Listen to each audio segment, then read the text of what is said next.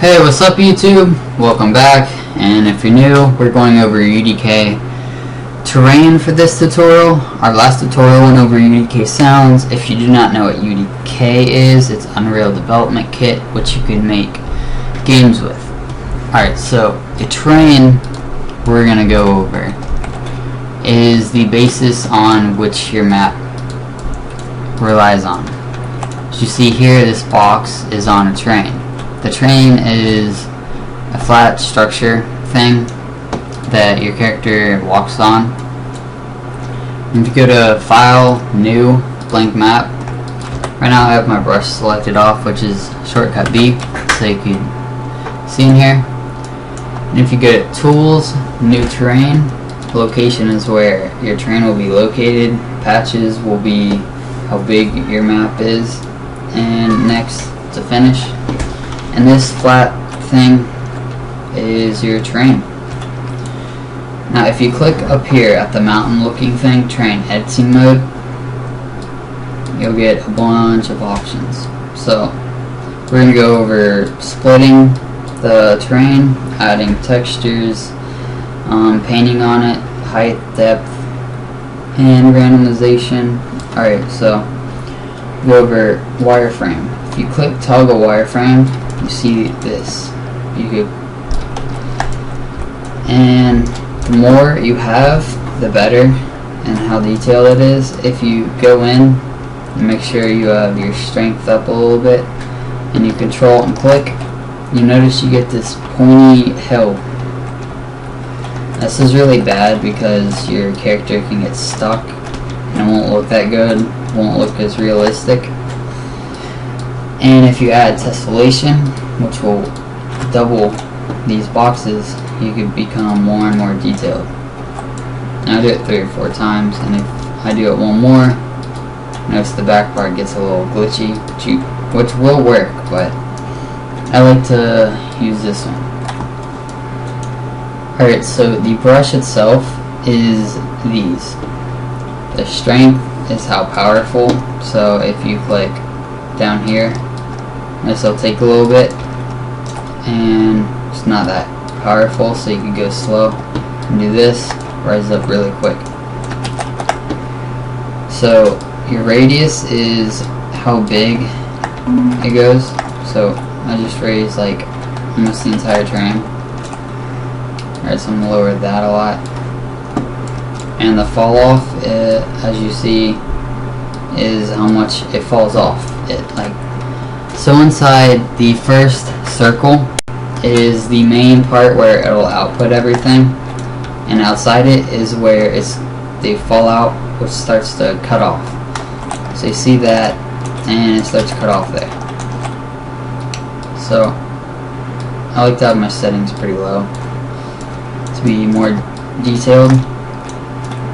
And as I said before, control and click, and if you want to reverse this and go down, control, hold it, right click, and it'll go down, sink in, put craters, meters, hitting, and it's pretty smooth. If you turn it off, you'll see, well, you can't really tell at the moment. That's why a wireframe is really good. Alright, so go back.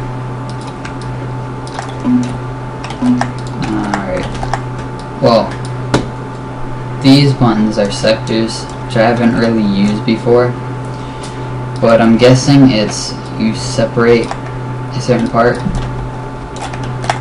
you just click. Oh, I see. Alright, sectors, if you click and drag it out, it'll start creating more of the map. It's really useful. Or you can subtract it. So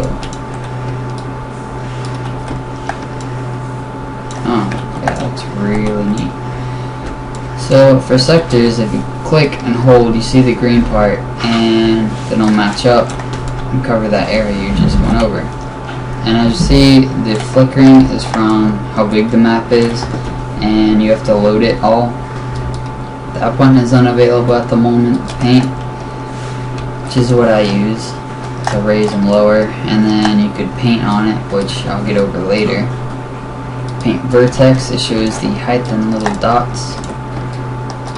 You shouldn't move too much.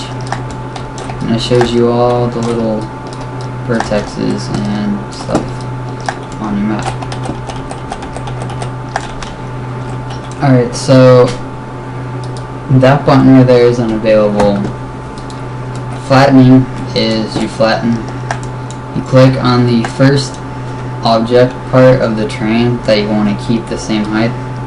So if I click out here, it'll do that. If I click in here, it'll raise it. Click on the top, it'll do that. And it's backing up. Click in the middle. See, it flattens to the place where you clicked at, so use that height. And I'm going to do this as an example. As you see, it just drops off, which is pretty bad if you're being realistic. Unless you have a crater or a meteor that hit and you want to keep it kind of rocky-ish looking. Otherwise, and the 128 thing is unavailable also. The smooth button smooths it out, shows a little erosion in it. If you turn it off, maybe you can see it. See, it just drops down. This is more smooth. And the percentage is the average. Yeah, it says average. And it goes to that average on what you clicked. And so on. The noise is not too good unless you have like crater or meteor or something that you want to really separate. Now the one thing bad with this is the strength on it gets pretty intense, and if your character really can't go over that at all, unless it's like really smooth or really less strong. Unless you smooth it out to really help. And then you have a bunch of noise that doesn't look unrealistic, and it gives a really nice rocky feature that your character can walk over but won't get stuck in. Visibility, if you have like objects below it, you click and it'll show the bottom. And if you right click, it'll resume your visibility on it. Now the panning, texture pan is for textures, materials. That button is unavailable, that one's unavailable. Now the split, as you see the yellow line cuts off, so you want to control click and splits it. And the Y, the same thing, splits it. And then you can merge them on a certain place. Merges it back to normal. And then orientation flip, I think is for splitting though. No, I haven't figured that out yet. Alright, so I went over the basics. And you do have brush sizes, which are like preset little things that it's already set for you. And now I'm going to go over materials. So if you go to your content browser, Control-Shift-F, and you type in ground in UDK game, type and click materials. These two are my selected ones, and then you get groundmaster underscore 01 or 01. And if you go back to terrain editing mode, you see this height map, and if you right click auto create from package, it will give you this. Then you can really see what's going on with it. See the smoothness on it drop off, stuff like that. You can paint over it, so if you have a road or something that you want to paint, or you have a river and you want to paint algae on it, go back to your thing, type in moss, looks like algae also. And you want to click in here. See that? If you click on something, you want to click back, click outside the map. But I don't want to do that, so you want to click, make sure the one that you made is not selected, and you want to right click, new terrain setup from layer, from material, auto create, and you see that it's not there at all. Alright, so if you go back to here, and if you click it, control click with paint on, it'll just raise the height of your place.